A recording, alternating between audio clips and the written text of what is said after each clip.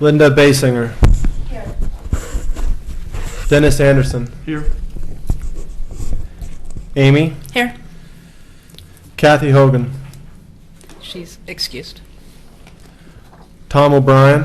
Present. Joyce Gifford. Present. Faith Lee. Leith. Thanks. Here. Rita Mills. Here. Myself. Bob LaSalle. Here. Barbara Renkin. Here.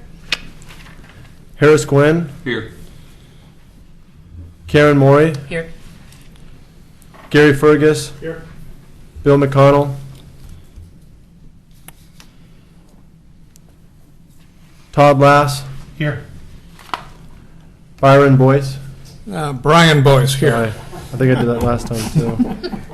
Just Check. let you do it right, will it? All right. All right, thank My you. name is pretty confusing. We do not have any guest speakers this evening, so we'll go right to John Lewis. Ask OCPW. Oh, shoot. Get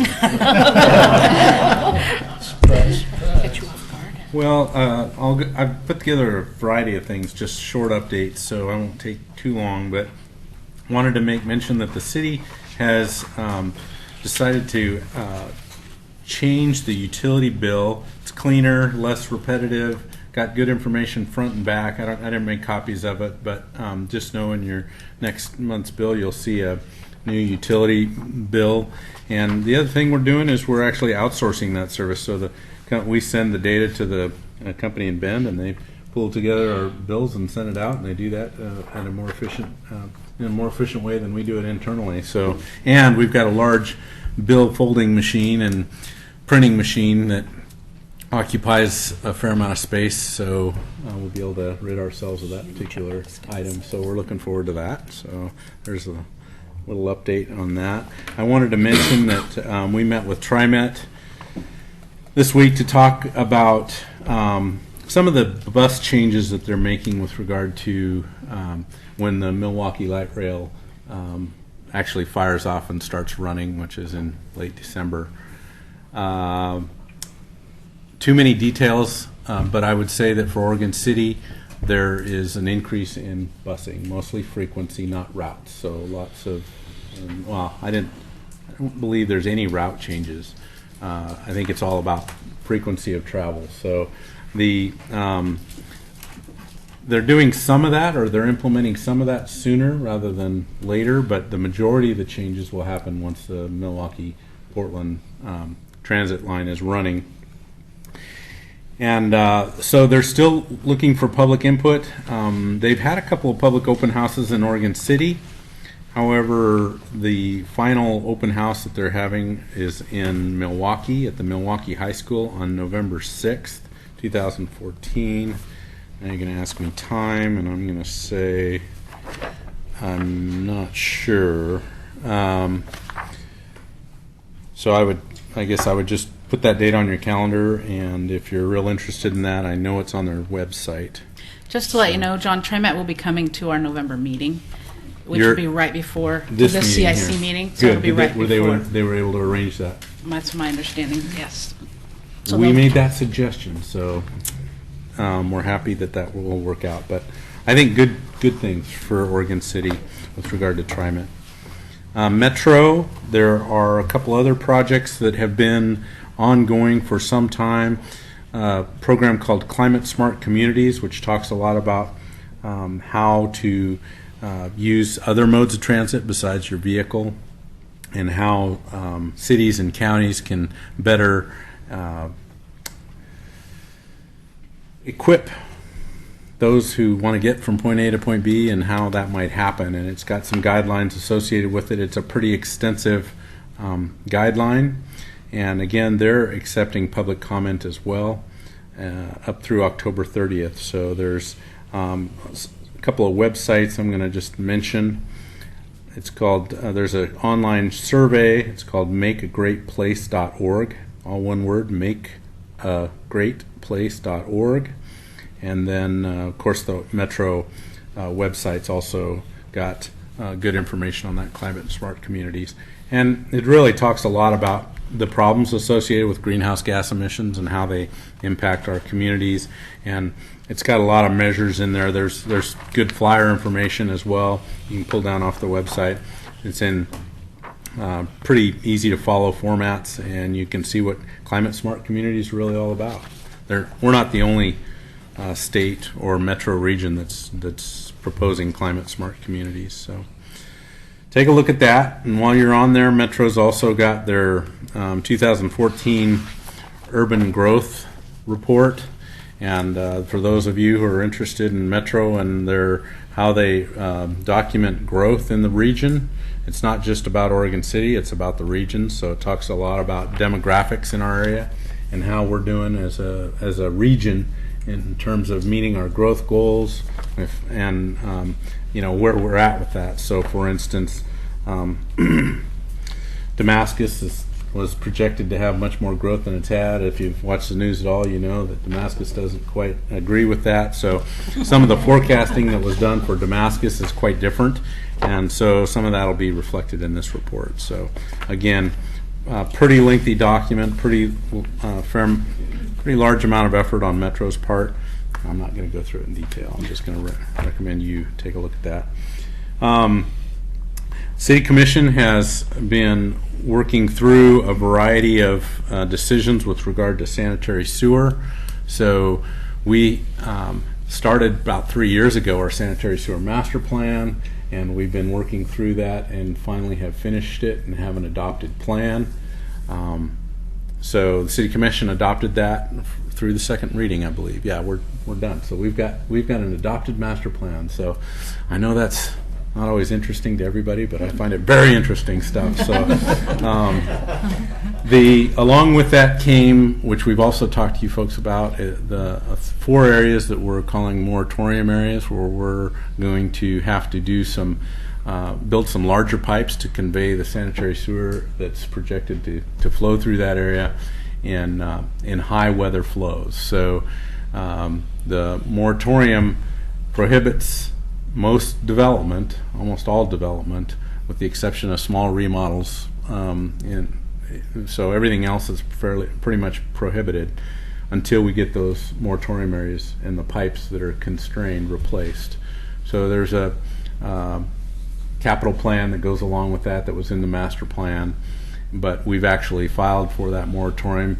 We need to bring that back to the City Commission every 6 months so they can check in, see how we're doing with the solutions, whether or not we've got funding in place, and whether or not we've been making progress on those. And then every 6 months we have to renew that. That's just part of the law, and that's part of the idea behind getting a community to make the changes it needs to make to lift those moratoriums. And I guess the other question that's come up is those moratorium areas are in a variety of areas, but one of them is near the hospital or downstream of the hospital, so it affects the hospital. There's been a lot of community interest about that because the hospital has some growth plans as well, and so that is our top priority, just so that you know that particular, those pipes associated with the hospital would be on the top of the list for us. And then what else do I want to say about the moratorium? Oh, the other piece about the moratorium is, as we fix them, we will lift the moratorium on each of those areas. We won't wait until they're all done and lift them. So if we fix an area, we'll take the legal action that's required to lift that moratorium. And then last but not least, on sewer is the City Commission also adopted rate increases to help pay for a lot of these capital improvements. And so I believe in a recent bill, everybody got a rate increase for the Tri-City rate increase. So Tri-City does our wastewater treatment. They applied a rate increase. In addition to that, the city's adopted a rate increase strategy that covers, really, it's a ramped up rate that gets us to a pretty high rate in a couple of years. So in October October 1st this year, sewer rates for residential will go up about $3.80 a month. 2015, July 1st, 2015, they go up another, I think, $3.70.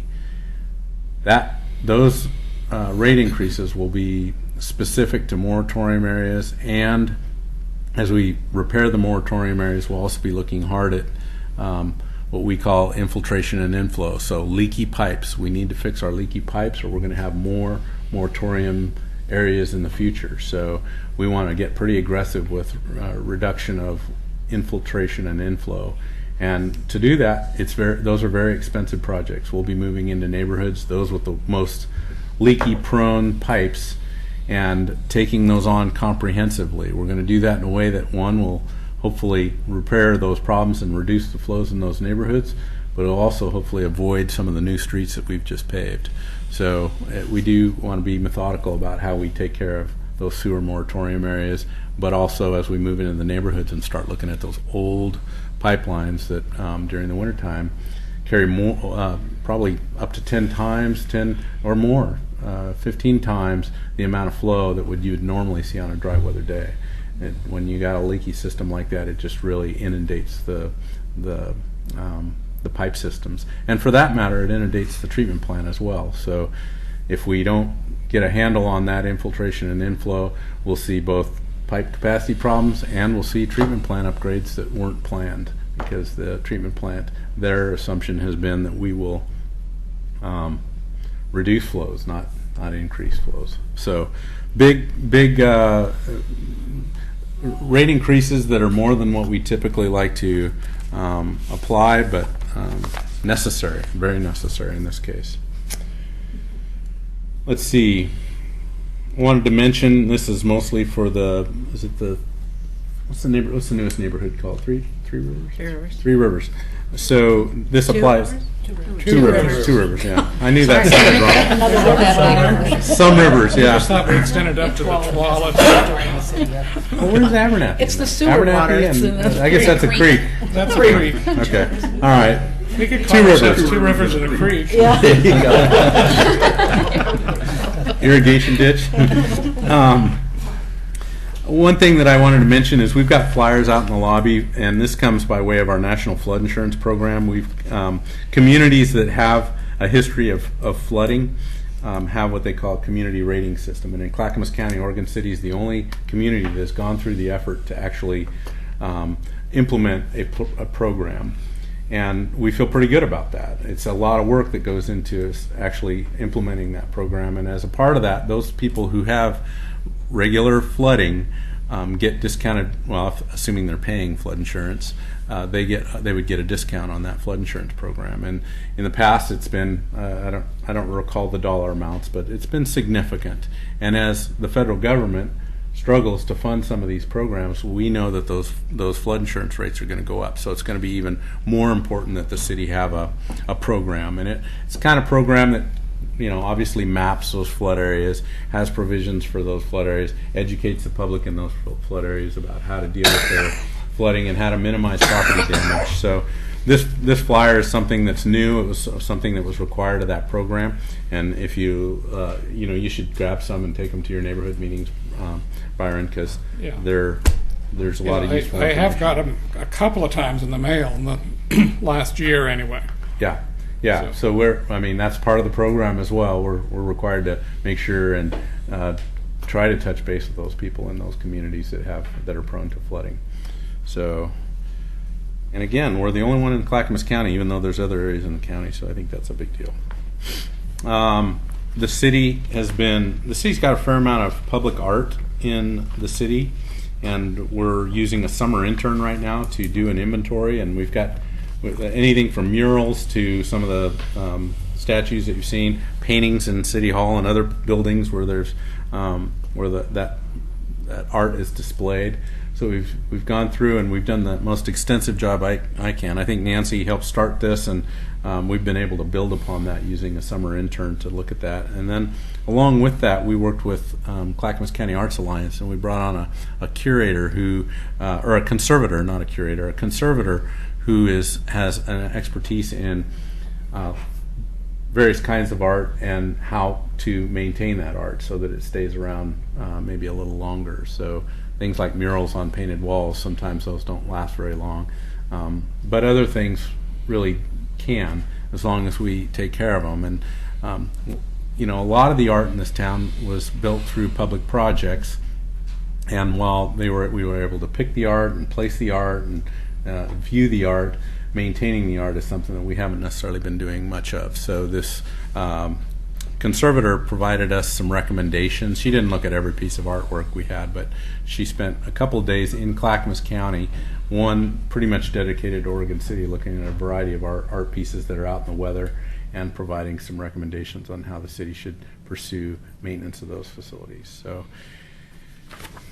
both good programs. I guess the only other thing I'll mention about art is the city has on the agenda, we've yet to actually get there because it's waiting for some of my time, but we will also be having a work session on a percent for the arts ordinance, which would help to fund some of that maintenance and maybe acquire other art.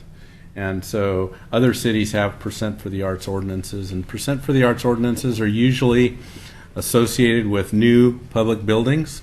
So if you build a library, there's a percentage of that cost, of the construction cost, that would be set aside in an account that in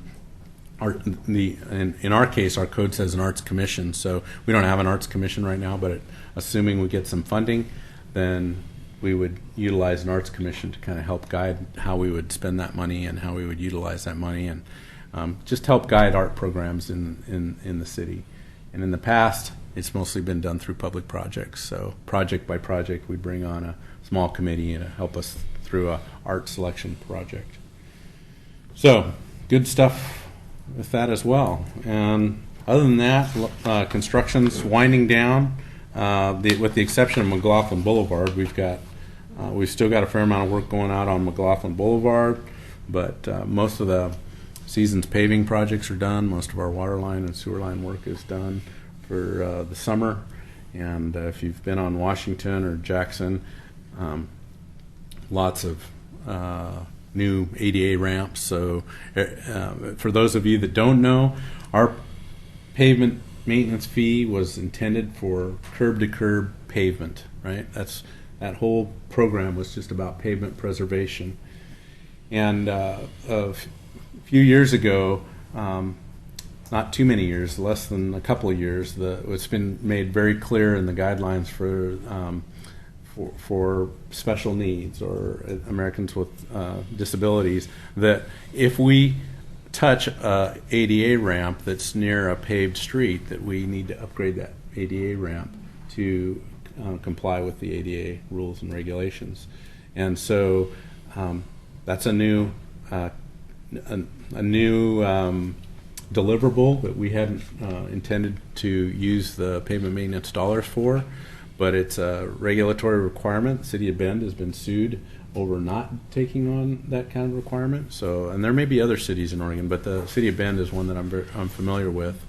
So, Oregon City has just gone ahead and allocated some of that pavement maintenance dollars for replacement of those ADA ramps, and they really are nice. If you see where most of our needs are with regard to ADA ramps, a lot of it's right in the heart of the what I think of as this mid-level. So there have been good projects, so hopefully they'll be appreciated.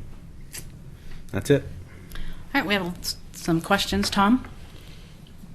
Yes, John, on your first subject of this evening, relative to water rates. It's interesting, this afternoon I had a neighbor approach me and ask, do I know anything about how water rates are handled or formulated?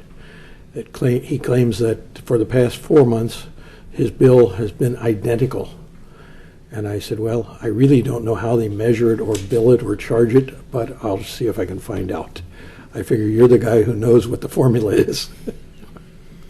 Well, he may be a low water user, which means he pays the base rate. So there's a base rate plus there's a usage rate on top of that. So if you're, it'd be pretty unlikely that his bill would be exactly the same every month unless he was using the base amount.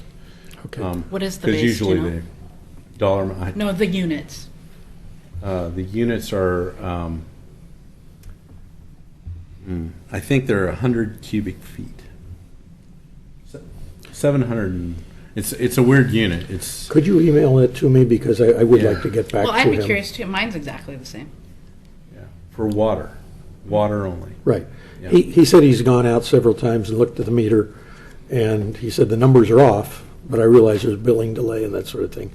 But Yeah, it's pretty hard to track that. Yeah. We use a in contract one- meter reader who comes around and opens every meter every month. As far in as one I know. case, he said that the reading he took was substantially below what was on the bill. Oh. And he took the reading after he had received the bill.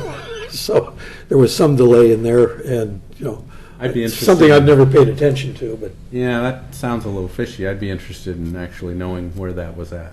I told him to talk to his neighbor. Maybe they've got him mixed up.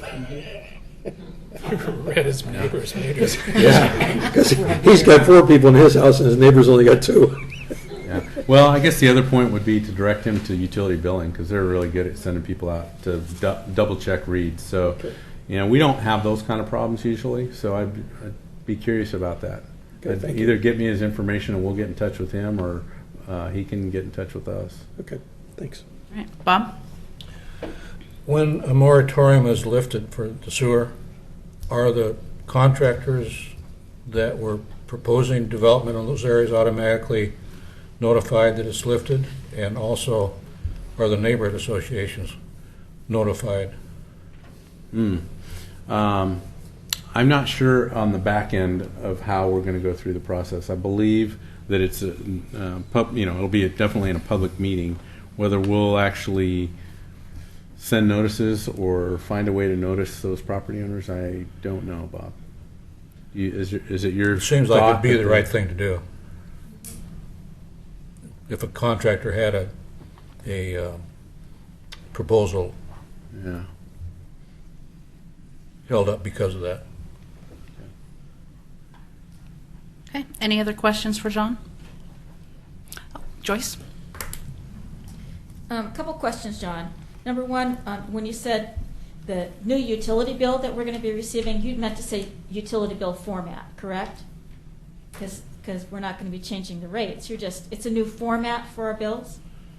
I just mentioned we are going to change some rates, Okay, but you are but gonna I think change your the point is, the Okay. format is going to change. The format's going to change. The other thing was regarding those increased fees.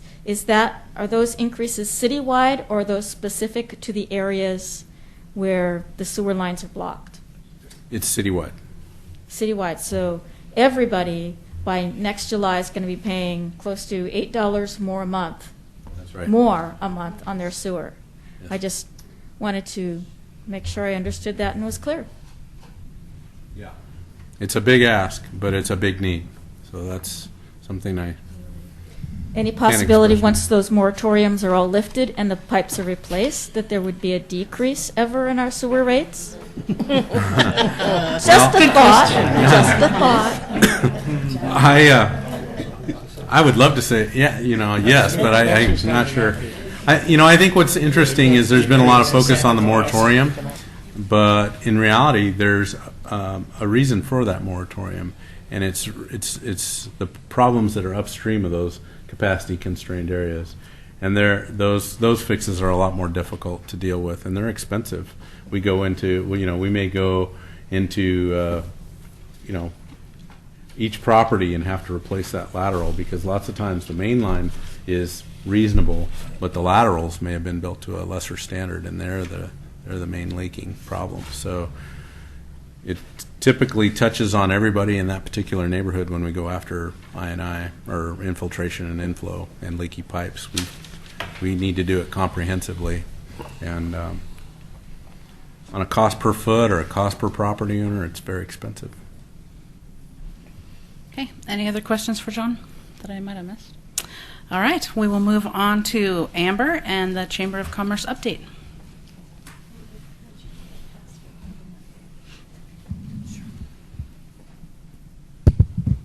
Thank you. All right, good evening, everybody, and happy fall. I am passing, or the little handout is being passed around. I just wanted to kind of give you some updates.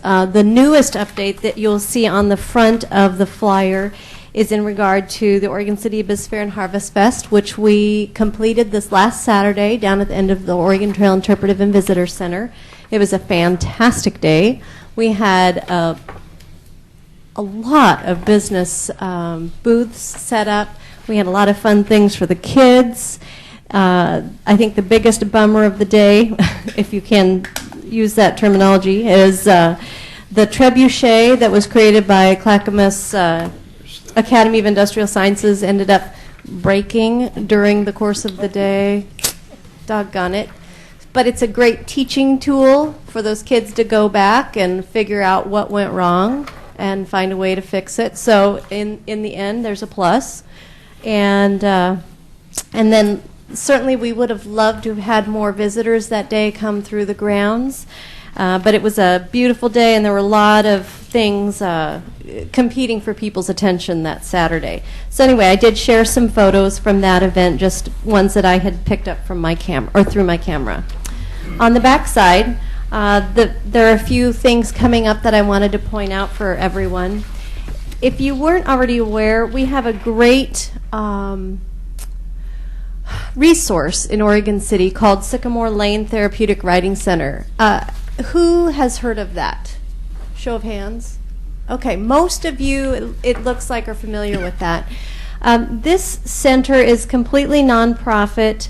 It does really provide life-changing therapeutic therapeutic riding lessons via horses and various kinds of equine therapies for children and adults with disabilities, as well as veterans therapies. It's amazing to hear the stories of how people have changed. One of their major fundraisers is coming up this coming Saturday, October 11, and they would certainly appreciate support from the community. You can email their director, Suzanne Cleland-Zamudio, at Sycamore Lane. Let's see, we have an Oregon City Around Town magazine coming up, the fall-winter edition, and that should be out in another 2 weeks. Those are being inserted in the Oregon City News and Clackamas Review newspapers, and so they will primarily be delivered that way. We're getting saturation of nearly 20,000 copies, I think, this time around. And then we'll, of course, always have them at the libraries and your local businesses. So keep your eyes and ears open, I guess just eyes open for those. Some of the other fun things coming up: good luck, bad luck, or no luck at all guided walking tours. And I do have just a little bit of information for that if you'd like more info. And then Friday, October 31 is going to be a busy day here in Oregon City. There's of course, the traditional downtown trick-or-treating for those with kids and neighbor kids and grandkids, 4:30 to 6:30. Downtown, they're also having a pumpkin carving contest, so read about that. And one other piece that they're adding this year along Main Street is a more adult activity called Brews and Broomsticks Pub Crawl. So I will let you do the reading and interpret that for your own good. I do expect, though, that we will have more events showing up on the Oregon City Chamber website at www.oregoncity.org. We'll have actually a number of churches that also offer activities for that evening, and so if you've got folks to entertain, please be sure to take a look there and come up with some fun, safe opportunities for the kiddos. And then a side note, it is official that Main Street Oregon City has now really officially become known as Downtown Oregon City. So that organization name is in transition to becoming Downtown Oregon City, and be looking for a great new website down there as well. Let's see, moving on underneath the line, we've got just some past news. We had hosted a candidates forum on September 4th. We had fantastic candidate involvement, and a number of you folks did show up as well, and so appreciated you coming out to listen to what the candidates had to say. We also held the Oregon City Open Air Antique Fair, the 19th annual, on Sunday, August 24th. And I do have there in bold a big thank you to our friends at Oregon City Public Works for their support and expertise. So thank you, John, and your staff. And then last but certainly not least, in other news, I did attend the first meeting of the Friends of the Willamette Falls Legacy Project. And these folks are kind of the citizen involvement not council, but the citizen involvement movement for the Willamette Falls Legacy Project. We really want to get behind this and make sure this project keeps driving forward, whether it's soliciting more support in terms of people, reaching out to other people that can then pull in dollars and make the Riverwalk a reality. It's believed that the Riverwalk is really going to be the key, most crucial part of getting the entire project done. And that Riverwalk is what gives you, each one of us, access to those amazing falls. So do keep your ears open for information about opportunities to be involved in the Friends group. And then I was in error that I did have one more item that came up that I didn't add to the handout, but you'll notice on your front page I left room. I didn't know that I would need this space, but I do, because I'd like to let you know there will be an electronics recycling event on October 18th, 10 a.m. to 2 p.m., and it will be located, it says, at the Clackamas Town Center parking lot, Gladstone High School parking lot, and Hammerly Park in West Lynn, as well as 911 Main Street in Oregon City. And this is actually a joint Rotary event. It is a fundraiser, and we're asking for a free $10 donation per carload. But they'll take old computers, desktops, monitors, old Christmas lights, water heaters, wood stoves, you name it. Anything that you've been just kind of rat-holing and I don't know how to get rid of it, this is a safe way to dispose of it in the right way. Where is this in Oregon City? 911 Main Street, No, 9th and Main. 9th and Main. Amber, is there somewhere they can go online to get more information about that? We will go ahead and have this on the chamber website, but for now I have one I can offer. And that is it. Okay, any questions for Amber? All right, we'll move on to... Oh, Linda had one. What was the time? 10 a.m. to 2 p.m. Sure. Okay, moving on to approval of the minutes. Did everyone have a chance to look over the minutes from our last meeting, and are there any comments? Tom? Yes, two corrections in the minutes. In the item 2, I'm a representative of Hazel Grove Westling Farms rather than Tower Vista. And on the back side, the same, about 2/3 of the way down in Round Table. Yeah. Which shows it's parks. Tower Vista. Gotcha. Any other comments, adjustments? Would someone like to make a motion to approve as corrected? Harris? Move to approve the minutes from the last meeting. A second? Joyce, second. All right, Nancy, can you read? All right, here we go. Which I forgot to welcome. I'm sorry, Katie is out on a medical leave, and so Nancy is sitting in for her, and we want to welcome her. Tony. He's not here. Oh, okay, I'm sorry. All right, and Linda. Dennis. Approved. Amy. Yes. Kathy Hogan is not here. Tom. Yes. Joyce. Yes. Faith. Yes. Rita. Yes.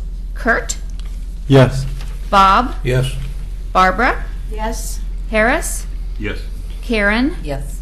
Bill. Gary. Yes. Todd. Yes. And Brian. Yes. Okay. Approved as Unanimously. unanimously. Right, thank you. Moving on to unfinished business. The grievance committee has met numerous times since the August meeting, and I'll turn some time over to Tom to make a report for that. I'm not sure if everyone has gotten a copy of our report, but I wanted to make sure that you do. Would you raise your hand if you have not received a copy of it? More in the back. Okay. There are more in back. Okay, thank you. Well, I'd like to begin by thanking all of the members of the Grievance Committee for their dedication and hard work. Each member spent in excess of 100 hours of their personal time on this matter.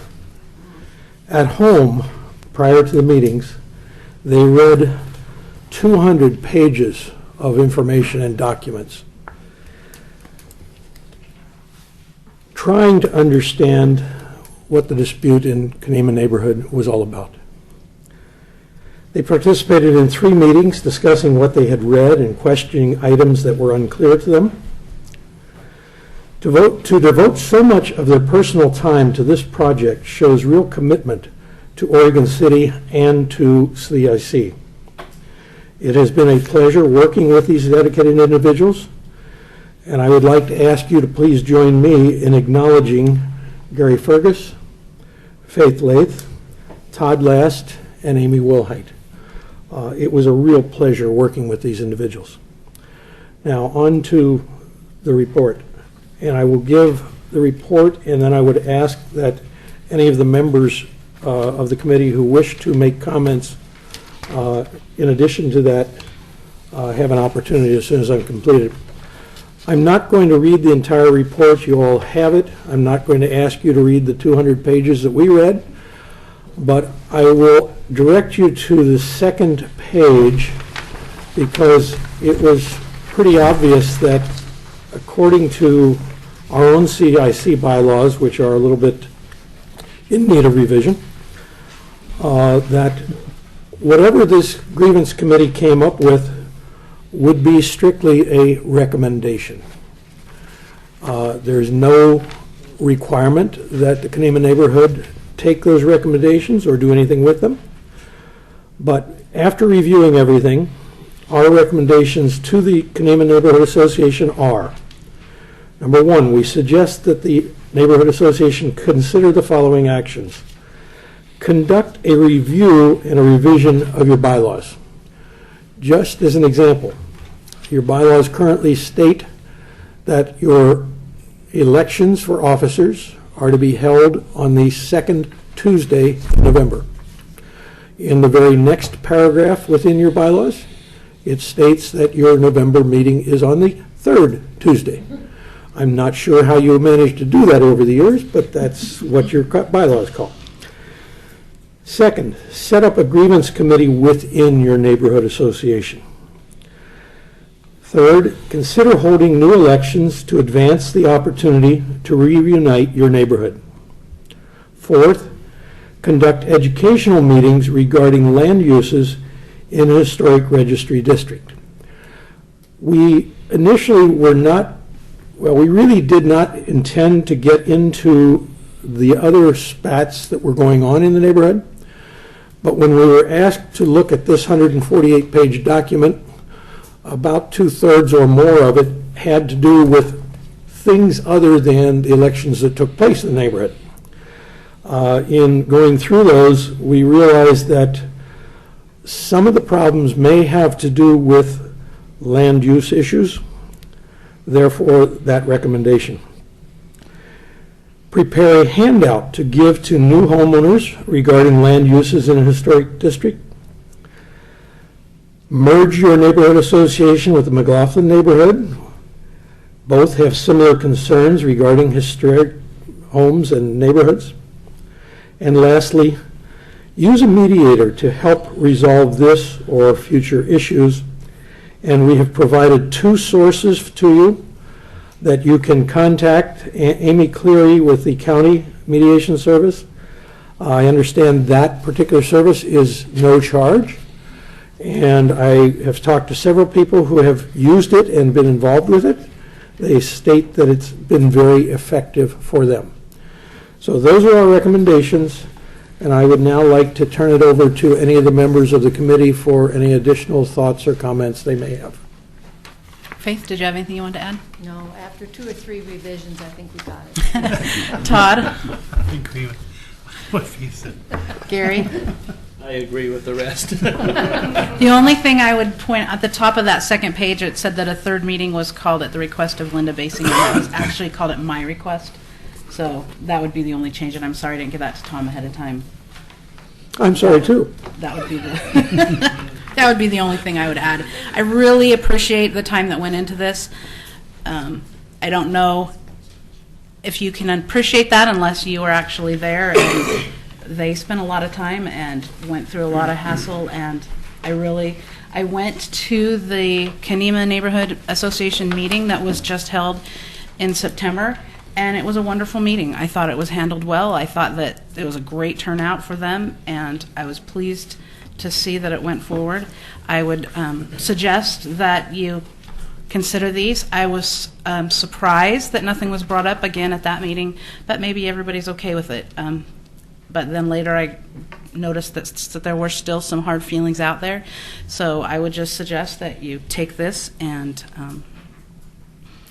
move forward in your neighborhood. Okay. Linda?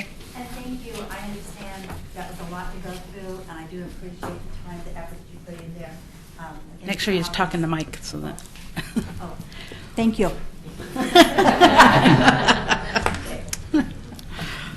Okay. Our next item is the CIC booth recap. And did you fill out a comment card? All right, we're going to move on at this point, and then depending on if you fill out a comment card, we can see to revisit that. That way we don't all have to sit here unless you could just really quickly come up and do that and then hand your comment card to Nancy. I will. Okay. And I just urge you, this is done. It's been moved on. So if you're bringing up any new points or trying to argue anything, no handouts can be handed out, Paul.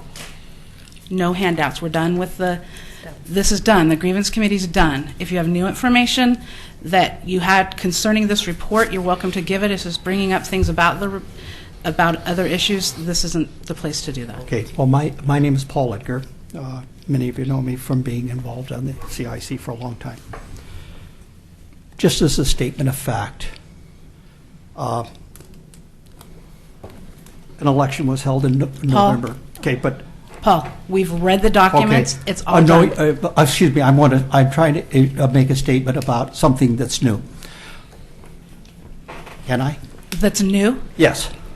Go ahead. That's not new. Okay. I was never, ever asked to validate that, in fact, that there was a meeting held in November. Never. Okay, Paul, we're done with that. That wasn't, if you read the report, the committee did not validate or invalidate. We do not have authorization to do that. So the recommendations, if you have a problem with you need to go to this. The critical nature of that is the city attorney's ruling that if there was an election held, that election that was held first Okay, Paul. supersedes all other This you need elections. to take to your neighborhood. We have no authority over that. You need to take. You had the opportunity at your September meeting to bring this up, and you didn't. You were there. You could have brought this up at your meeting. You did not bring it up. We're trying to be civil in the meeting and not disrupt the meeting. Okay, well, you're disrupting here now because this is done. Amy, I appreciate your sentiment, but I hope that somewhere along the line, people understand you're not being fair. Okay. I would just like to add to Amy's comments that the proper forum, according to the Kanema Neighborhood bylaws, which we went over thoroughly, is to take a grievance first to the neighborhood.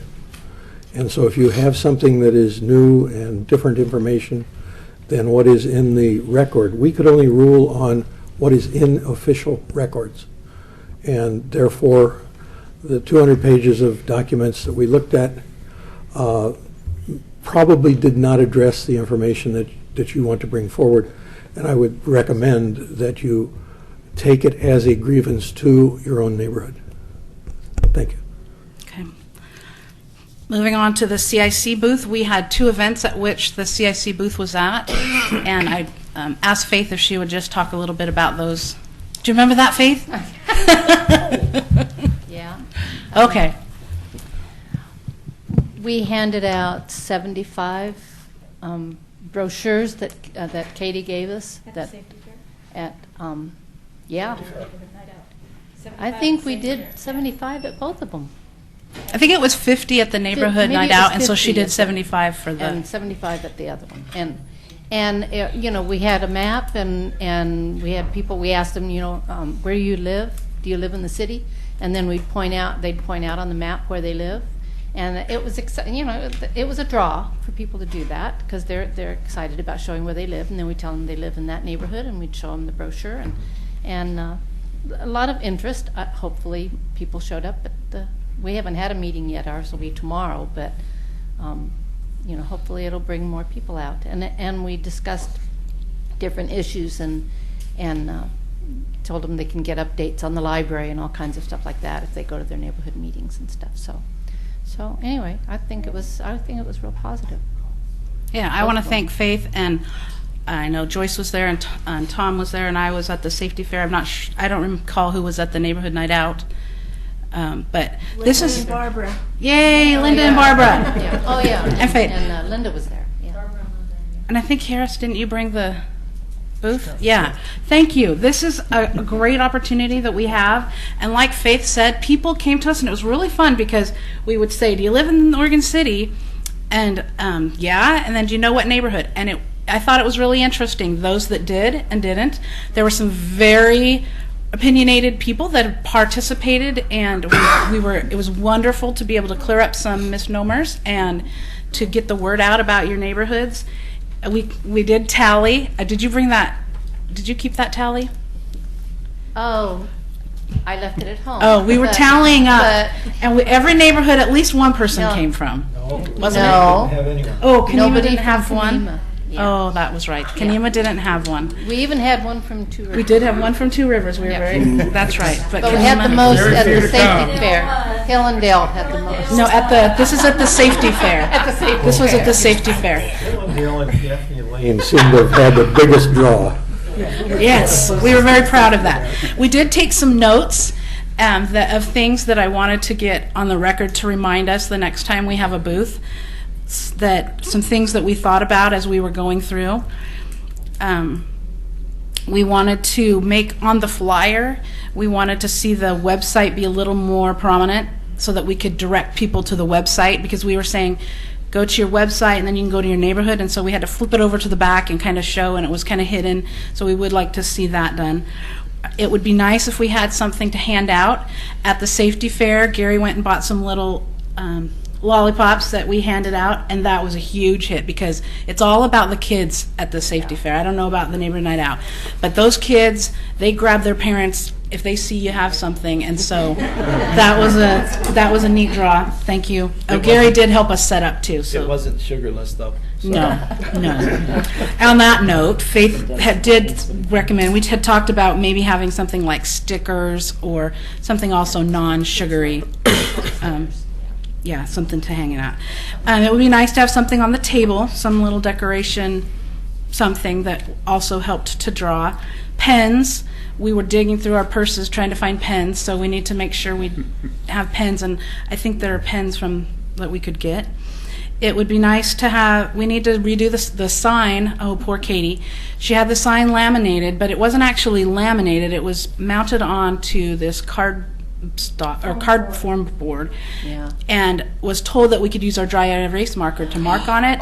And it doesn't. Luckily, we No. tested a teeny little Test corner, only. and that wasn't the case. But we did discover that we were thinking, well, then we could put stickers on it, but then that covers up too much. So we thought it would be nice if we could revisit that map so that we could just do something, mark them. I mean, the tallying worked great because then it didn't cover up. So we can't, but it would be nice maybe to, I don't know, we kind of went back and forth, but it would be nice at least if it wasn't laminated to not be. We might want to look in, we borrowed canopies, we borrowed weights, so that might be something to talk about as we get towards, depending on where we're at monetarily wise if we want to purchase our own, if this is something we're going to be ongoing. And then it would also be nice to have a place that people could sign up for emails if they wanted to be added to the email. Those are just some of the things. Tom? Yeah, just adding one point to the back of the flyer. We were taking and circling the name of the neighborhood association. It may be more beneficial to just put a checkbox in front of each neighborhood, and then all we'd have to do is put an X in that box. We wanted them to go home with some idea and have record of what neighborhood they were in. Okay, Barbara? At the neighborhood night out, we had a card. The kids had a card. The families had a card. Oh, yes. And they needed to get so many stamps. They had to stop, which was very motivating because it caused them to come to booths that they may not have visited. Okay. And that really brought a lot of people in that didn't know where they lived or what neighborhood they were in. So that's a very good thing to do. That could be done at either one. I don't know whose idea it was, but if they do that again next year, that would be nice.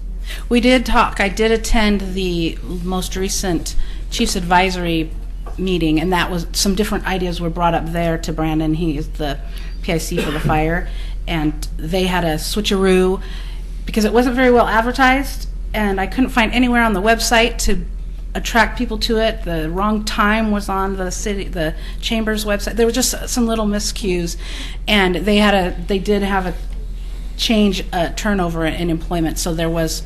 Hopefully that'll get fixed. But if you do have recommendations, that's who sponsors it. Give it to me too, but we can send that on to Brandon and to the appropriate people there. But the Public Safety Fair. Sorry, what do I keep calling it? Yeah, it was the Saturday up at Danielson's Hilltop.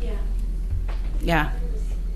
It was great. You should go to it the night, what is it, Life Flight? Helicopter landed and everything, and it was pretty cool. My nieces and nephews came down from Camasford, and they each won a bike. 2 of them did. I just thought that was. They were so pumped that Aunt Amy suggested to come. So I tell you, bring there was lots of things for those kids to do. It was great. It was really, really good. We will be discussing at a future meeting too. We've talked about the booth, and I want to talk about other ideas that we can to promote the neighborhoods. That's our job as the CIC. We're not only bringing back from the neighborhoods to this meeting, but we're also, trying to promote more people. I think all of us could use more people at our meetings. If we're sending out 1,500 mailers and you've got 15 people at your meeting, that's great. Keep coming, but I'd love to see more. Just even, there's different ways. Not everybody can come to a meeting. There's emails, there's the next door neighbor, Facebook. There's a lot of different ways that we can get the word out. I can't believe how many people in the last month have added to next door neighbor in my neighborhood. I don't know if some of the others that are using it. It's great, and we've been having some great things be passed around through there. So I'm excited to see. Hopefully this is a onward and upward, the momentum. Okay, for new business, the quarterly budget. With Katie being gone, we've moved that to next month. She just did not have time before she left to put that together. So we will be getting the update for that at our next meeting. Notification of neighborhood events. As we go around, this was a thought I had, as we go around and we do roundtable, we all announce when our next meeting is. We all announce any steering committee meetings we may be having or other events in the neighborhood. And that's great. But I was thinking it might be even also helpful to have that written somewhere. So my thought was either we could add it on to the back of the agenda so that it's something printed out, might be something in an email. I thought the agenda's nice because that's something we can all look at and touch, and so I just wanted your thoughts on that. If you thought that would be something helpful, if you thought it was a good idea, is that just redundant? Any ideas, thoughts? Joyce? Would those be then emailed to the secretary ahead of the meeting so that they could be included, or emailed to Katie, or how are you thinking of putting them on the agenda? The agenda is put together by Katie, but it might be great if we could have them to the secretary by a certain date, and then he could just send one lump information to the city, because we don't want to take up too much time. But I hadn't worked through all the fine details. That's why I wondered what people's thoughts were too. Harris? Thank you. Don't throw it at me, I did see you. If the information wasn't, disseminated to the public or to the rest of us prior to the following meeting, it wouldn't have much impact. But it would seem to me that it would be. Well, I was thinking so tonight's agenda Yes. on it would have all of October's upcoming events on it. So when you got here tonight, you would see who's meeting in October, if anything else was going on in October. That was my thought. Yeah. And even the first part of November, not too far in advance, unless it's a major event, like when, in the summer when you have or Mother's Day sale of those things are good to get on a calendar a couple months out. Yeah. But just as, I know that we all hold several of us, or we have our meetings on the certain same night of the certain third month or whatever, but unless I see that written as a date, it just can come and go. And so that was just a thought I had. Faith? Yeah, would this be in case we wanted to attend other neighborhood meetings or something? Yes. Okay. I think it's very beneficial Then it to go should to, go from and just this- to know what's going on when other people are meeting. It's like Hazel Grove, Westland Farms, and South End. They meet the same night at the same place. I don't know if they all know that, or if that's something that just came to light, and Well, those kinds of things. It It's should just, go from like tonight to the next CIC meeting. yeah. That would cover everything. Right. And if we know what our agendas, who our speakers are going to be, that would be part of what we mail into Todd, so that would also be a part of the That list. could, yeah. That could, Like, yeah. we're having TriMet tomorrow night. 7 o'clock, Living Hope Church. Okay. Okay, so is that something that you think would be beneficial then? Yeah. Okay.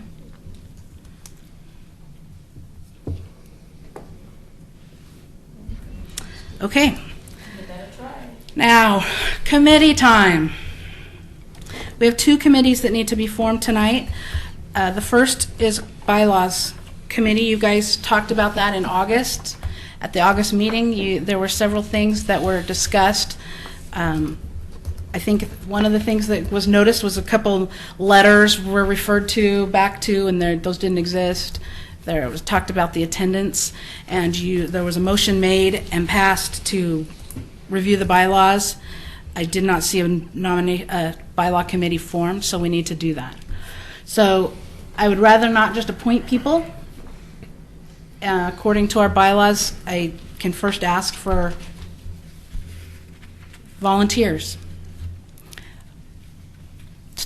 I volunteer. Karen? Tom volunteer. Necessarily a volunteer, but we are working on the bylaws, in Kenema, and Jane Shule is here. You have information, maybe she could speak about West Lynn and what they're doing. She just briefly told me some items tonight, rather hear it from Jane rather than through me. For West Lynn, the what? bylaws. Yeah, they're doing something interesting in West Lynn, and I think it's apropos to what we're discussing. Sure. Sure. Do you want to come? Sure. Just state your name for the record. Yeah. Thank you. Could you just introduce yourself right there? And Yes, I'm Jane Shull. I live in the Kenema neighborhood. We have been working on our bylaws for several months, mostly looking at the ones that we have that were never really completed.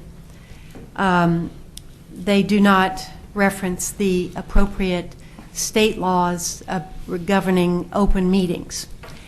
And in doing our research, I went to the library and just looked up neighborhood bylaws, and the West Lynn City Council had just in the last couple of years commissioned a study to compare the different sets of bylaws that all the neighborhoods in West Lynn have. And they had hired a consultant. I don't recommend that consultant based on the number of typos and grammatical errors I saw in the report. But they did hire somebody who did like a compare and contrast. I think there are more than 10 neighborhoods in West Lynn, and they found a great variety of differences that would some of them were not legal, some of them were like required people to pay money in order to vote. Some people couldn't vote if they didn't attend meeting. No, they just did this comparison. And I wanted to suggest that we make that, an attempt to at least look at their process and consider it for, when I saw this on the agenda, I wasn't sure if it was a bylaw committee for the CIC or for the city. And, I'm sure they'll work together. But the West Lynn was first point I wanted to make, and the second point was that there are no links on the website, on the city website, to the legal requirements that we have to follow to conduct business as a city neighborhood. And that has to do with the Oregon open meeting laws.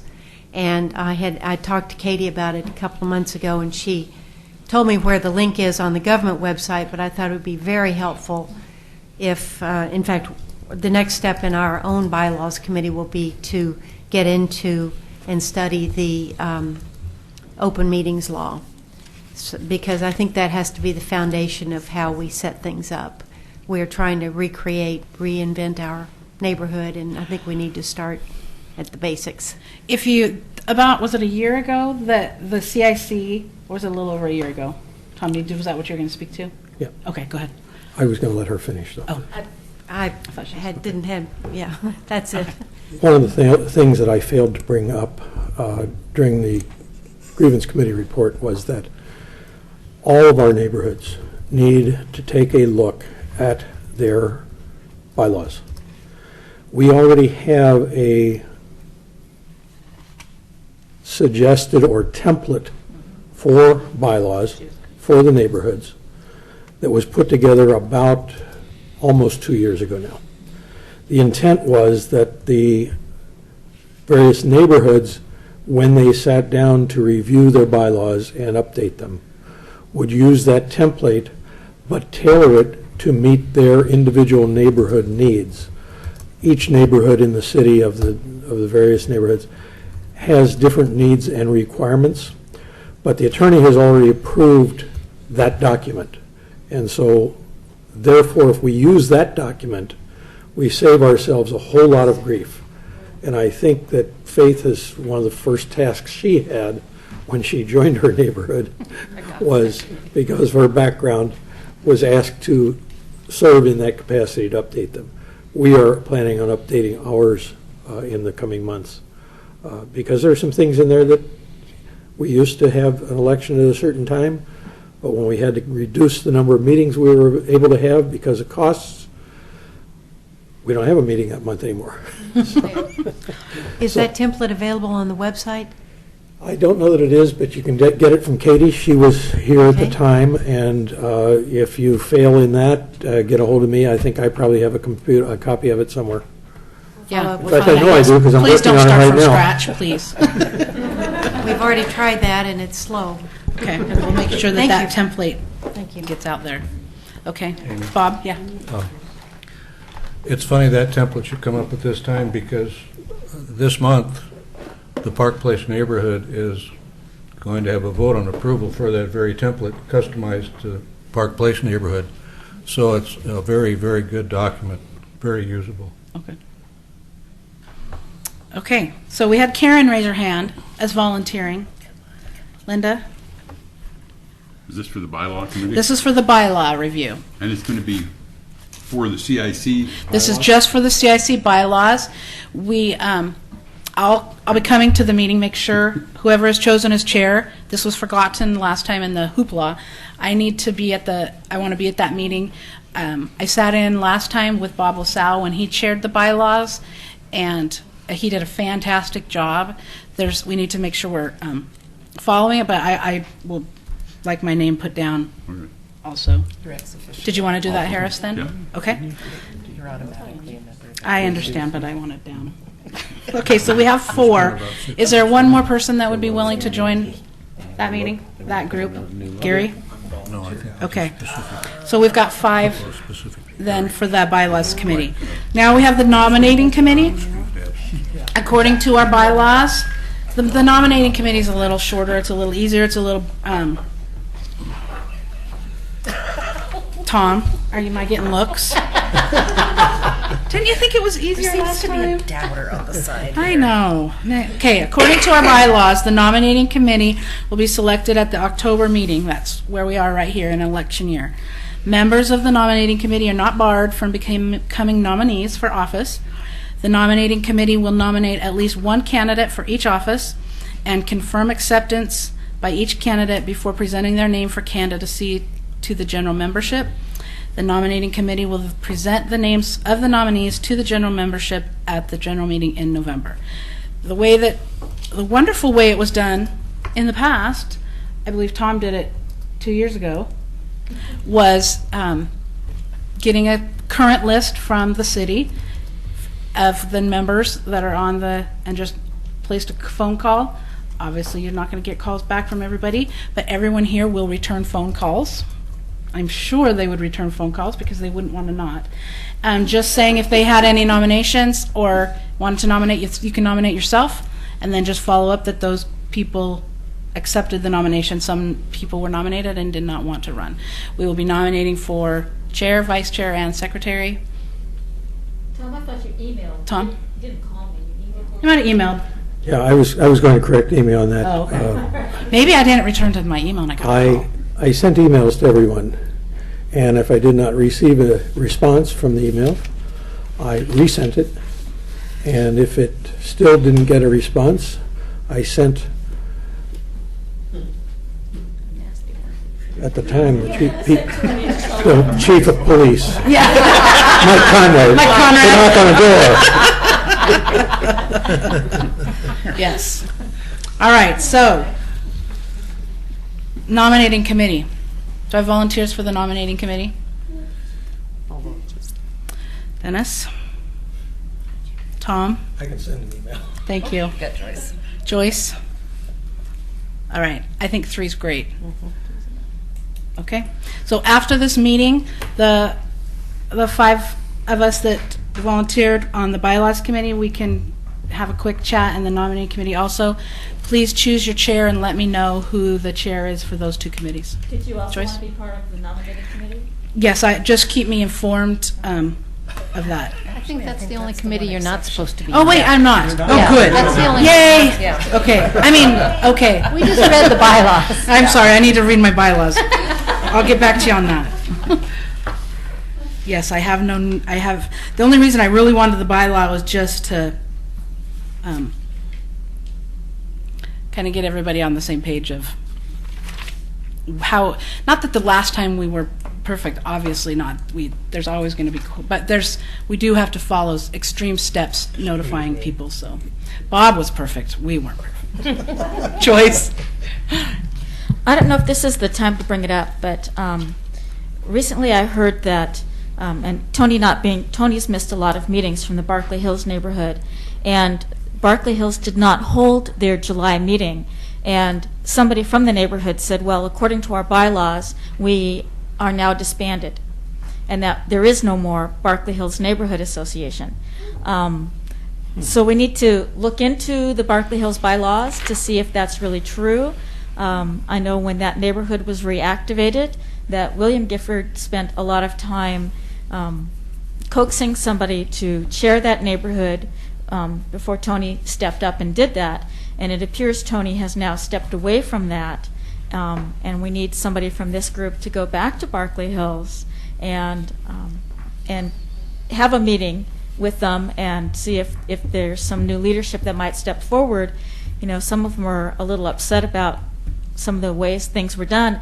You know, they used to have 30 to 40 people at their meetings, their quarterly meetings, and then it dropped way down, and some of them didn't like the way things were being run, and instead of stepping forward and taking over some of that leadership, they just backed away completely.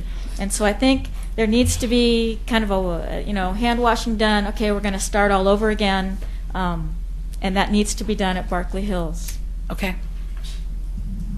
I think I can follow up and find out if anything. They should probably then have a meeting in October, and I can follow up with Katie's fill-in and see if anything's come in for postcards to go out, and we'll work on that through the steering committee too. I know they lost their meeting space, and so they were, instead of at the Apostolic Church, they were meeting at the Catholic Cemetery has a meeting room, and they'd met over there one time. But so that the meeting location is different than what's on the current website also. Okay. That's terrible. Meet at the cemetery. Oh, come on, it's there's a meeting hall at the cemetery. I know, right? Which marker do we meet at? When's their meeting, October 31st? Yeah, October 31st at midnight. What? Bring a dead rat. Okay, moving on to roundtable. I think I got everything. Wait, let me check. All right, roundtable, and we will start with Rita. Since she was standing up and I saw this beautiful blue. I want to say to John, our church is on Washington Street, and I live just off of Jackson. And there's a lot of complaining goes on about all that's happening in the streets, but I always tell them this is the season, and also they're lovely.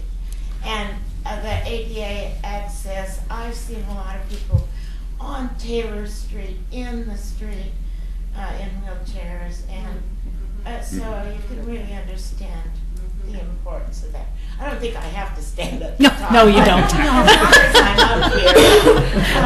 The thing that our neighborhood association has been. Linda, could you hand her the mic to just Oh, hold on okay. to that if you can? That will set me down. The thing that our neighborhood association has been working on very diligently is trying to preserve some of the Carnegie Park, that it not be, the addition of the library not take up any more space than possible. So we're still, but Maureen has been wonderful and needs to have full credit for all the hours that she's put in to make us informed. If people don't know, it's their own fault about what's going on. Okay, thank you. Linda? Kanima, we are working on revising our bylaws, cleaning up the street, and we have some really great ideas we're working on for fundraisers to get going to make some money for our neighborhood. Well, adding to that, we had a great meeting, which has already been expressed, but to bring it to the summation of the business at hand within our neighborhood, we went through the course of minutes and the Treasury report, which we have long since not had in our meeting and our grouping. We were, as you already heard, we have an ongoing committee of 7 who are working on revamping our bylaws. Obviously, we need it in our community. Better communication always works out. We're a healthy community, and I think we have a good leader in Jane. I think you saw the kind of work and the dedication she has to bettering that communication. We spoke to the Children's Park, which is an asset to our community, in the fact that with the continued use and the popularity of it, we're having problems with the issue with the restroom, where at one time it was workable, you could use it. Now it seems to be perpetually locked. So we're investigating the possibility of like a time lock, some kind of a device where for a period of time, maybe from day to maybe into the early evening 6, it's workable, and then it kicks into a time lock thing. And unless you have a key, we have people in our neighborhood who had joined that park and are willing to step up and monitor it, but it just seemed better for the whole community to have something along the lines of a time lock. Apparently there's people who know that these devices do work and they're very successful. And since we have a lot of people who use that park, as I mentioned, basketball, pickup games, and other kinds of congregation, it's probably a good thing to investigate, and we're pursuing that. And then the last thing, which was brought up by our chairman, was the fact of like the process of using a permissible for the residents to use the Kanema address, the 97045, within their addressing. And this might catch on. This is kind of just an ease in terms of like getting mail to the source. Each one of us within our neighborhood have had problems where there's a problem sometimes that mail does not get to you. It goes to street instead of avenue. And we have a hill that has a number of 3rd, 5th, and 4th avenues as opposed to streets. And that's one issue that we're looking into, and we have checked with the postmaster, and it doesn't seem to be a problem, but we wanted to bring it to your attention, and we're sort of pursuing that. And that was basically the touch points. Thanks. Great. Barbara? We're looking forward to our general meeting on October 20th at the Park Place neighborhood. And I wanted to thank John and your team for the road work on that curve on Holcomb. It's so clearly defined now that it feels better. It just feels better to negotiate that. If you've not gone up Holcomb and done that curve or come down it, you just hug the hill. So you don't get hit, it's a dangerous place, but this is really helpful. Thank you. I think we still have some work on at the intersection there with the county and the signal heads. I don't know if you noticed, but they don't line up quite right. So that's still coming. Yeah. Well, and I must say that Barbara was gone on vacation for most of the construction. Yeah, she might not have been so complimentary. Yeah, right. Is there any? I just kept thinking about the possibility of that whole hillside caving someday. Putting mesh over that, or the hillside. You mean where the home is? Well, if you're leaving Holcomb and you're going to the west or the south. We're talking between the 213 bridge and Plaid Pantry and Redland Road. Is that the hill you're talking about? The hill on Holcomb. On Holcomb, between Redland Road and the 213 bridge. Yes. That's what you're talking about, right? 213 bridge. No, it's on Holcomb. On Holcomb. Yeah. You're on Holcomb. Okay, so I think that's where we're talking. And you mean that whole area sliding down towards Redland Road? Yes. Well, onto Holcomb. It's slid several times. Onto Holcomb. Oh, so above Holcomb. Above, yeah, that's the part. Well, we've talked about the asphalt. Basically, we didn't cut into that hillside at all. We just basically built the asphalt right up to that. We're talking about adding a berm, asphalt berm, just to keep water that would run down the road away from that slope.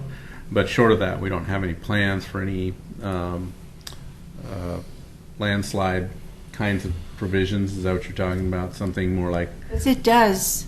We get lots of mud. When you get a heavy rain, you get a lot of mud there. So I don't know. It's just mentioning it. Yeah, I think it's a tough one. Yeah.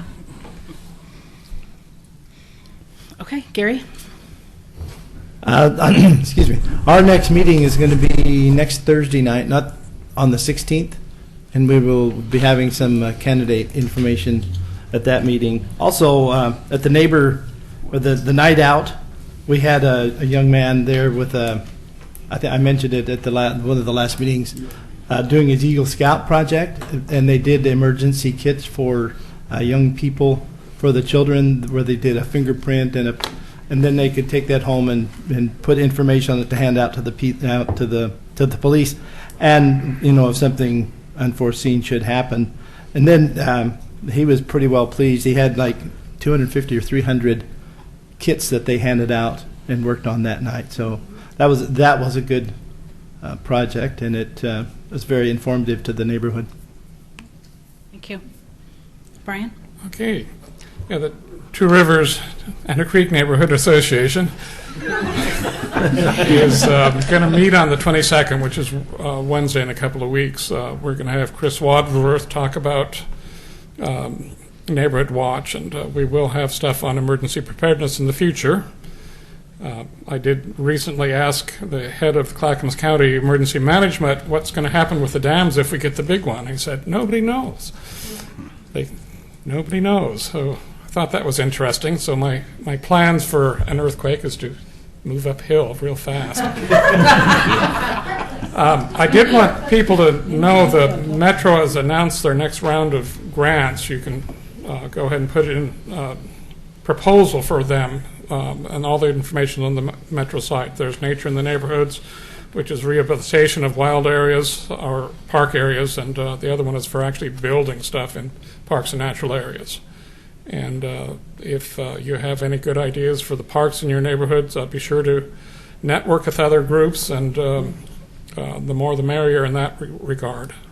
So it's a good opportunity for people that can see stuff to be done, whether it's pulling ivy to whatever, you know. It can be a lot of different things. Okay? Tom? I hate to hog the agenda, but I have 5 items. First, I'd like to thank John Lewis and his group. I know that the Central Point redo of the road pavement was not on your list of things to do this year, but I really appreciate your getting on that because that road was deteriorating rapidly. I'm glad to see that going on. Can I interrupt you for just a second? What I forgot to mention was we bought our first ever, and it's a pretty big purchase. It's a meter wide milling machine, and it comes with it's basically a rotor tiller that'll till down 12 inches deep or any whatever depth we set it at, and load that material into a truck. We've had something similar to that that's basically a tiller, but it leaves all the material right on the road. So then we had to go through a pretty lengthy process to deal with that. So lots of times you'll see these that look like trench patches down. We focus on the wheel ruts where most of the vehicles travel. It tends to deteriorate that roadway. So what you're starting to see is our crew using their brand new milling machine. And Central Point has got lots of needs, but we'll take care of some of them. So, yeah. We really appreciate it. Tomorrow evening, Tuesday, tomorrow night, at the Pioneer Center, the consultants for the Filbert Run Park master planning process are going to be presenting ideas which they heard at the first meeting. That begins at 6:30. And lasts until 8. Everyone is invited, although Filbert Run is primarily a neighborhood park. Thursday evening, the 9th, the same process will go on for the Glen Oak neighborhood park. Well, excuse me, not neighborhood park. The Glen Oak Park, which is more of a larger park, almost 10 acres in size, and that will take place at the high school from 6:30 until 8. Then next Monday, the Planning Commission will be hearing a hearing regarding a proposed cellular tower at the John McLaughlin Elementary School. The proposed tower is, the last I heard, a height of 75 feet and located about 45 feet from the school building. And it weighs in the neighborhood of 10,000 pounds, containing 11 500-pound branches. There are some concerns in the neighborhood about that location. There is also a person about a half a mile away who has offered an alternative site to the cellular carrier, and at this point the cellular carrier has not even been willing to consider it because they have a lot of money invested in the engineering work that's gone on so far at the school. So we invite anyone who has a concern about children's safety to attend that Planning Commission meeting a week from tonight. It's here at the City Hall at 7 o'clock. Last but not least, our own neighborhood, Hazel Grove Wrestling Farms, will be meeting Thursday of next week on the 16th. We will be having Joanne Truesdell from the college talk to us about the bond measure. We will be having a candidates introduction session where the candidates are going to each have 2 minutes to give a little introduction about themselves. And we have a number of other activities within the neighborhood. As I said, the bylaws need updating. We'll be talking about that. We have a land use issue regarding an annexation that will be coming forward. We have to get ready for election of officers, which will take place at our next meeting. So, a number of things going on in the neighborhood, and we invite everyone to come. Thank you. Thank you, Tom. Karen? I'm going to defer most of this to Harris, however, I've always got something to say. I got a little bit of a taste of things to come for our neighborhood. The police chief provided a diagram of the plans for the Mount Pleasant area at a city commission meeting I was attending. And quite a plan. We'll be hearing much more about that. And also in the Oregon City Around Town that Amber mentioned, there is an article about the Neighborhood Watch program and the CERT program. So since that will be going to a large number of people, of residents in the community, they've been referred to their neighborhood association or to the proper authorities if they're interested in signing up for CERT or taking part in Neighborhood Watch. So hopefully maybe that will make more people aware who aren't attending our wonderful meetings. Thank you, Karen. Gaffney Lane will be meeting on Thursday night, October 23rd. We have our meetings at the Meadows Courtyard, and they were gracious enough to let us come and have one of our grievance committee meetings there. So think of different, if you guys are running out of or having issues with places that you meet, think outside the box. I'd encourage you. They make great refreshments and terrific cookies. Oh yeah. So think outside the box if you're looking for. They're very gracious there. At our meeting, we will be having some presenters on some of the upcoming ballot measures, giving information about that. Gaffney Lane has several concerns that will be brought. I will be going before the TAC to present a concern about hopefully getting a no parking on one side of the street on Garden Meadows. That's behind Biscuits. Certain hours of the night and on the weekends, it gets really crowded and there's some concern there. And we're also trying to work with Martin and also the Gaffney Lane Grade School with their Safe Routes to School program. So we'll be discussing those items also at our meeting on the 23rd, 7 o'clock. Kurt? Rita covered it. Bob? Our next meeting, as I said, is on October 20th, and please be advised we're now at the Alliance Charter Academy instead of our old site, which is on Alliance Charter Academy is 16075 Front Avenue, the old Park Place Neighborhood Association. We've been meeting there for several months, but still it's worth a reminder.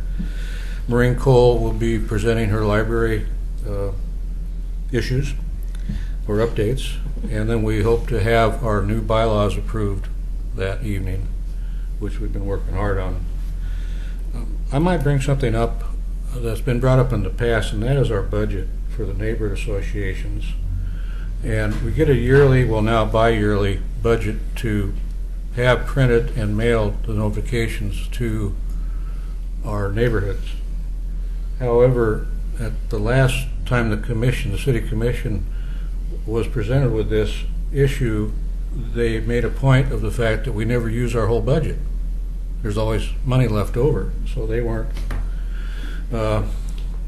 going to approve any more money. So if you want more money for mailings to your neighborhoods, you've got to use up the money that's already available, or I don't think our chances are very good of getting any more. And I think we all know that in order to communicate with your neighbors, there really needs to be more money allocated for that. So just give that some thought. I have a concern about that, and I've brought it to the City Commission, and that is that in our case, we have 880 some residents, and it never works out even. We either don't have enough to send out a mailing, or we have a surplus that we couldn't use because we could only send out notices to 20% of the people. So we always have something left over. And it's rather difficult to send out a mailing if you don't have the money to send it out. We've had to cut back, in our instance, from 5 meetings a year to 4. simply because we couldn't even afford to send the postcards out. So I don't know how we resolved that, but it's an issue that when I presented it to the commission, they did not seem to be concerned in the least about.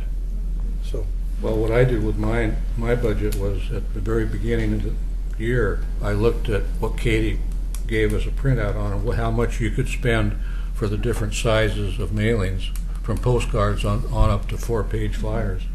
And I just made a budget up, and I think I had like $15 left over at the end of the 2-year period.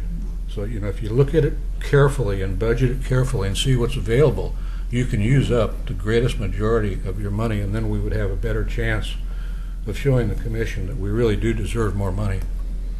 This will be something to really look at next month on when we have that agenda item. Thanks for bringing that up. Okay. Todd? Or wait, I guess I should ask John or Nancy if they have anything else to add. Sometimes Not Katie from me. does. Okay. Todd? Tower Vista is having its meeting this Wednesday at the Ainsworth House and Gardens at 7 o'clock. Harris? October 16th is our steering committee meeting, and the regular general members meeting is November 20th. And at that meeting, Jim Band is going to come and present the OCPD's plans for Mount Pleasant. And I saw that at the Chiefs Advisory Group and at the night out also, so I hope to get a large turnout for that. Joyce? Oh, sorry, Harris, was that? Pardon? Didn't mean to cut you off. Was that were you done? Yeah, I think that's enough. Joyce? Okay, if I could just short-term wear my PRAC hat, Parks and Rec, and thank you, Tom, that there are the 2 park meetings that are happening this week. So if you can, tomorrow night, is it at the Senior Center, right? For the Filbert Run Park at 6:30 to 8, and then at the high school on Thursday night from 6:30 to 8 for the Glen Oak Park. And Glen Oak Park, as Tom said, is almost 10 acres. It's going to be a regional park, so we can fit quite a bit in there, although there are some wetlands that we're going to be protecting and some trails that we're going to be putting in, lots of fun things that could happen at that park if we get your input and when we find the funding to really develop those parks the way they should be developed. So if you can't go, tell your friends and neighbors to go, put it out on your Facebook pages or whatever. Get people to those meetings. We had great turnouts for the first meetings at the parks. We had 50 or more people at each of those first meetings. Just blew the planners away. So keep up the good work. We want people to know about the parks. And the other thing is, in our neighborhood, I don't know, it wasn't her neighborhood, it was my neighborhood, that where the shooting took place, 2.5 weeks ago, some guy 2 o'clock in the morning is shooting up his front door because he's high on meth and breaks out the windows of the cars across the street from my house. I'm going to be really excited to meet my new police liaison officer at the Hillendale Neighborhood Association meeting tomorrow night. Yeah, and I'll just continue that. Tomorrow night we're meeting, and Steve Couch TriMet? from TriMet, yeah, is going to come and tell us what's going on with the service lines, with the 33 and all the different lines, and then we're going to have updates on the library expansion and city parks and the new police station site from the chiefs meeting that I attended. And then we're going to meet our new police liaison, and we feature a business once a quarter when we do the quarterly meetings. This month it'll be Mazatlan Restaurant, so we're eager to see what they bring us to share.